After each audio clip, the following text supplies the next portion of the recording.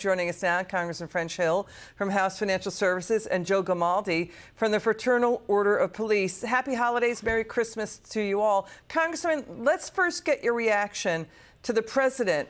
He's going to run again, and now he's saying inflation is here to stay after he said it was zero. He claimed it was transitory. Watch this. It's going to take time to get inflation back to normal levels as we keep our job market resilient. We could see setbacks along the way, to state the obvious. Economists call all these things transitory effects. Increases in prices are likely to have only transitory effects on inflation. Transitory. Transitory. Transitory. Transitory. Transitory. Today, we received news that our economy had 0% inflation in the month of July. 0%. Okay, none of that was true. Congressman, what are Republicans doing to stop Democrats with their demands for more spending? It's fueling inflation. The Fed is battling with even more rate hikes as they ramp up the spending. It's like trying to cure an alcoholic with more vodka. What are Republicans going to do about this? Boy, Liz, you've got it right, which is it's a lot harder for the Fed to do its job and beat inflation when we're still spending money like drunken sailors, adding regulatory burden, proposing to raise taxes on energy, and making it hard to get all Americans back to work. Those won't work. So when the House is taken over by the Republicans in January, we're going to offer concrete legislative proposals to lower those taxes, make spending back under control, go back to pre-pandemic spending debates, unleash American energy, and get the supply side of our economy moving. But are you going to get Senate Democrats to go with you? I mean, the Republican schemes seem scattered. They don't seem to have a cohesive, powerful front to push back against Senate Democrats. Are you going to have Senate Democrats on your side on that? I doubt it, but we've got to get Senate Republicans on our side, and let's take the common message to the American people. We've got about 9 months to demonstrate how much better we are on ideas and policy so that we can convince the American people to elect a Republican president in 2024 and return the Senate to the Republican hands and reelect House Republicans. So listen, I mean, the GOP is being criticized for not doing enough to stand up and be fighting back harder against what Democrats are doing to the nation, Joe. Joe Gamaldi, more and more U.S. CEOs are gearing up for a deeper recession next year. Let's show the logos. What was your reaction, Joe, when you heard that Walmart and retail giants are warning about this new type of inflation, that they had to raise prices because of an historic breakout of lootings and robberies at their retail stores? Joe, Walmart is even warning it may have to close stores.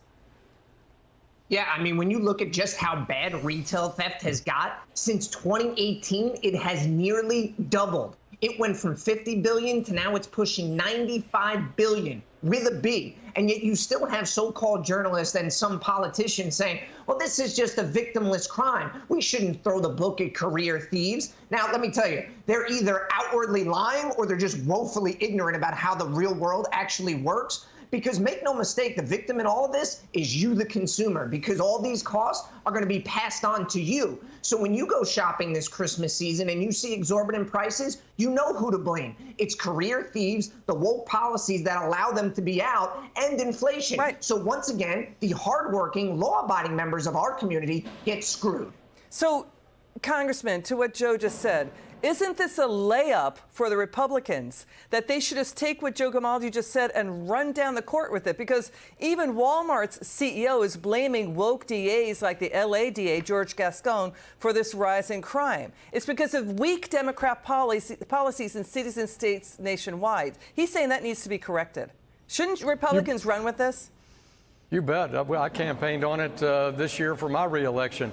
Crime is an absolute issue across this country due to weak mayors and weak policies in our local areas. In my own CVS store down the street from my apartment in Washington, D.C., you walk into an armed guard now with his hand on his hip as you walk into CVS.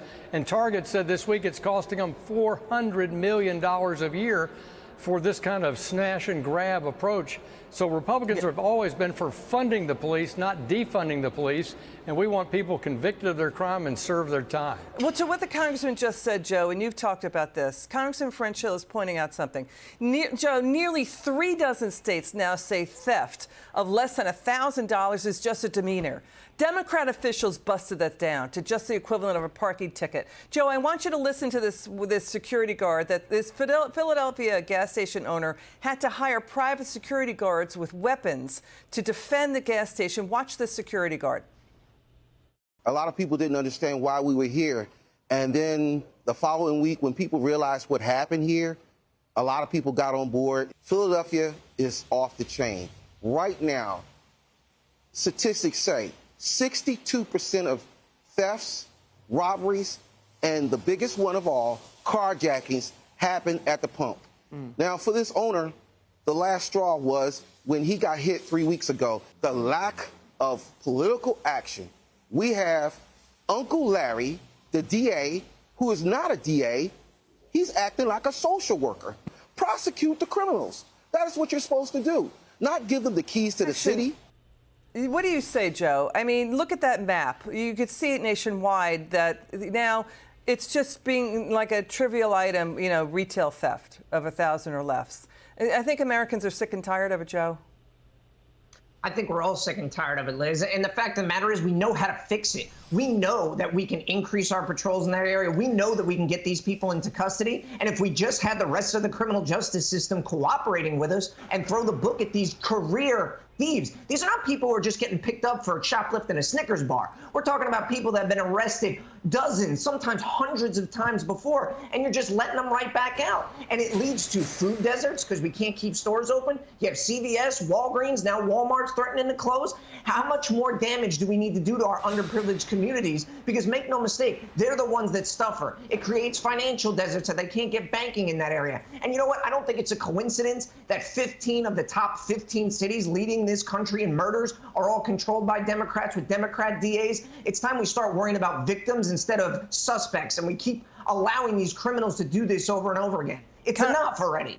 Congressman Hill and Joe Gamaldi, hey, that was a great interview. Thank you, both gentlemen, for joining us tonight. Have a Merry Christmas. Same here.